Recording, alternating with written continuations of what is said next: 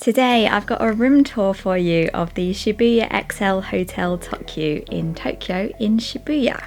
I'm going to show you the room, the amazing view, the location and what's nearby. I don't always do hotel room tours because I thought they're not really that interesting, especially as a lot of Japanese hotel rooms are pretty similar, especially in the city. But it is helpful to know what to expect, and I do watch them myself when I'm choosing which hotel to book. I asked on my Instagram stories which video you wanted next, and hotel room tour came first, so here it is. First things first, we're going to take a look at the room. We've just arrived in Tokyo. We're in our hotel in Shibuya. So before we mess up the room, I thought I'd give you a quick tour and show you what it's like. Sorry if I seem tired or make no sense. We've been on a very long flight. It was 13 or 14 hours, probably the longest flight I've been on.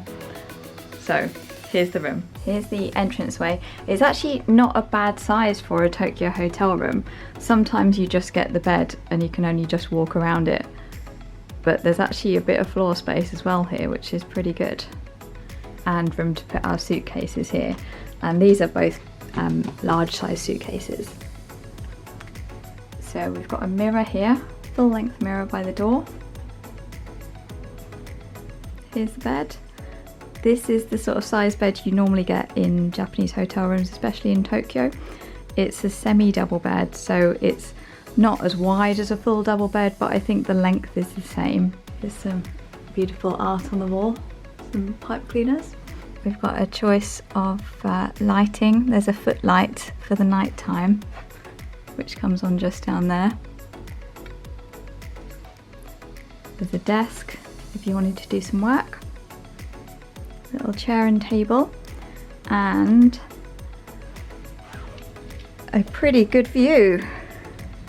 Look at that, you can see Shinjuku off in the distance there.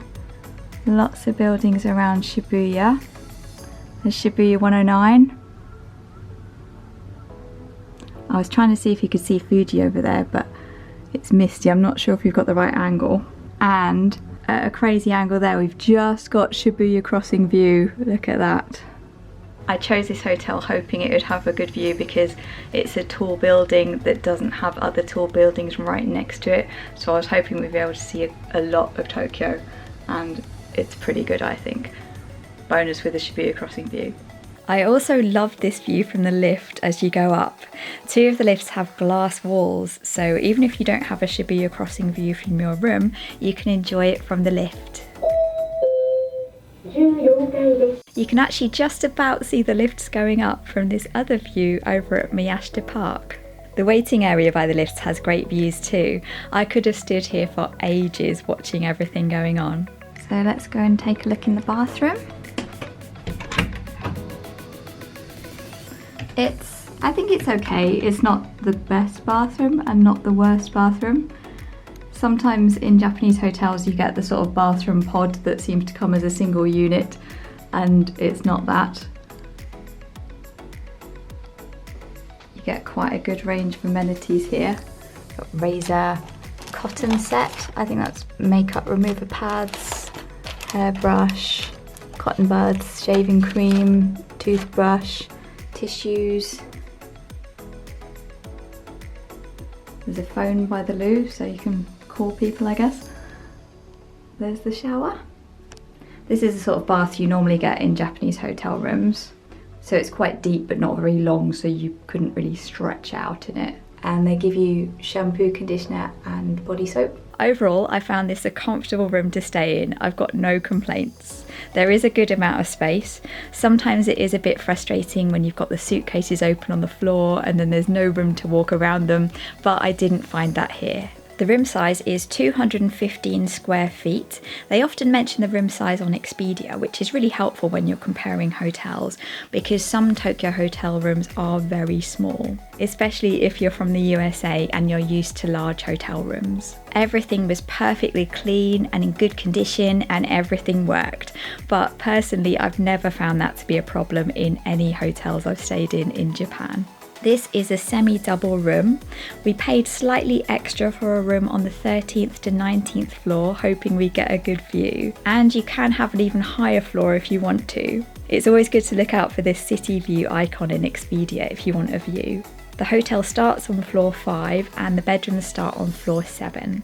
The lobby is very spacious and there's an area to sit while you're waiting. I did find it very busy at check-in at 2 p.m, which is when check-in opens. I don't know if that's the case every day, but I'd recommend getting there slightly later to avoid the initial rush at check-in. And as always, the hotel can look after your suitcases if you arrive before check-in time or after you check out. So on to the location. Shibuya Excel Hotel Tokyu is right in the middle of Shibuya. It's connected to Shibuya Station and basically the same building as Shibuya Mark City department store. It's right by Hachiko Square, Shibuya 109 and all the hundreds of shops and restaurants in Shibuya. Shibuya Station is a major station. It's on the Yamanote line and several metro lines, so you can get around easily. For an idea of where the hotel is, that's Shibuya 109 and across there is Shibuya Scramble Square, Shibuya Hikari, and that's the Scramble Crossing, and the hotel is that building there. Because it is so close to the centre of Shibuya, I could hear noise and music from all the screens in Hachiko Square in the evening in the room. But they do turn it off at some point because I didn't hear it during the night time. I have to say I wasn't that impressed with the local convenience stores. There's several, but they are all quite small and cramped. But what was useful was Shibuya Mark City, which has a floor of food stores called Tokyo Food Show. I like the sound of that. There's a nice bakery that we went to several times for breakfast, and there's quite a fancy supermarket that has a really good selection of sushi bento boxes. There's also a small vending machine on our floor in the hotel, which had drinks and ice. For what it's worth. Beer, as in it costs 275 yen just downstairs. In the convenience store? Yeah, and it's 400 there. You do pay for the vending machine? Yeah. It's not too bad though. No, 100, just over 100 yen more. It's not crazy, but if you're just downstairs, it is cheap to get to the convenience. I've stayed in various areas of Tokyo, and personally I found Shibuya very busy and crowded as a place to stay. Now I love staying in Shinjuku, which is also very busy and crowded, but because Shibuya is more compact, the crowds seem more concentrated somehow. That's not to say Shibuya is small, it's just not as spread out as Shinjuku. The streets are narrower and everything's more centred around Hachiko Square. I also found Shibuya Station a bit annoying to navigate. Again, maybe it's just my personal experience. There is also a lot of building work going on at the moment. The whole area is being redeveloped, which seems to have been going on for years and isn't due to be finished anytime soon. What I found was I often seem to be channeled out to the wrong exit, or you find yourself funneled into the vortex of Shibuya Scramble Square, and then the lift doesn't go to the level you want, or you can see where you want to go but you can't figure out how to get there. Maybe it's just me. If you know where you're going, I'm sure it's not so bad, and there is direct access from the station to the hotel if you can figure out the correct route. It probably is just personal because I love staying in Shinjuku and that feels a lot more like my home in Tokyo. So I wouldn't let these points put you off staying in Shibuya if you want to. Here's a handy guide to Shibuya Station which shows just how huge the station is and how many exits there are. We always seem to be coming out the wrong exit or be in the wrong building.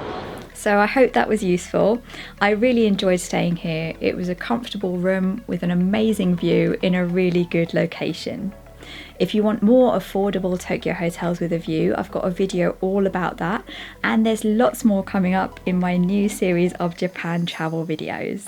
Next time we'll be having a chilled time in Sugamo and finding out why it's known as Grandma's Harajuku. I'll see you then.